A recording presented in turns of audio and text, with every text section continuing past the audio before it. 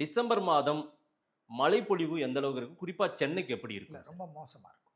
இப்போவே சென்னையா இல்ல ஒட்டுமொத்த தமிழ்நாடு சொல்றேன். ஒட்டுமொத்த தமிழ்நாடு இல்லை, சவுத் இந்தியாவே மோசமாக இருக்கும். சவுத் இந்தியா மோசமா இருக்கும். அதில் தமிழ்நாடுல ரொம்ப மோசமாக இருக்கும். டிசம்பர்ல ஆமாம், கண்டிப்பாக இருக்கும். மிகப்பெரிய மழை கண்டிப்பாக ஒரு எதிர்பார்க்கலாம். சரிவுகள், புயல், நிறைய பிரச்சனை வரும் டிசம்பர்ல. ஆமாம், திருப்பி ரெடியாக தான் இருக்கும். இப்போவே ம். நான் என்ன சொல்கிறது, சென்னை மேயருக்கெல்லாம் ம். திருப்பி வந்து மைக்கு முன்னாடி நின்று இவ்வளோ வேலை நடந்ததெல்லாம் சொல்லாமல் இப்போவே நீங்கள் வந்து எல்லா தொகுதிக்கும் போயிட்டு துணை முதல்வர் எல்லாத்துலேயும் சுத்தினா பத்தாது, நீங்களும் உங்கள் ஆளுங்களும் அதிகாரிகளும் இப்போவே எந்தெந்த இடத்துல லோ லைனிங் ஏரியாவோ அதெல்லாம் சரி பண்ணி சீரமைச்சு கொள்வது தான் என்னை பொறுத்த வரைக்கும் நன்றாக இருக்கும். ஸோ ஒரு பேரிடர் அந்த அளவுக்கு டிசாஸ்டர் மாதிரி இருக்கும். கண்டிப்பாக இருக்கு.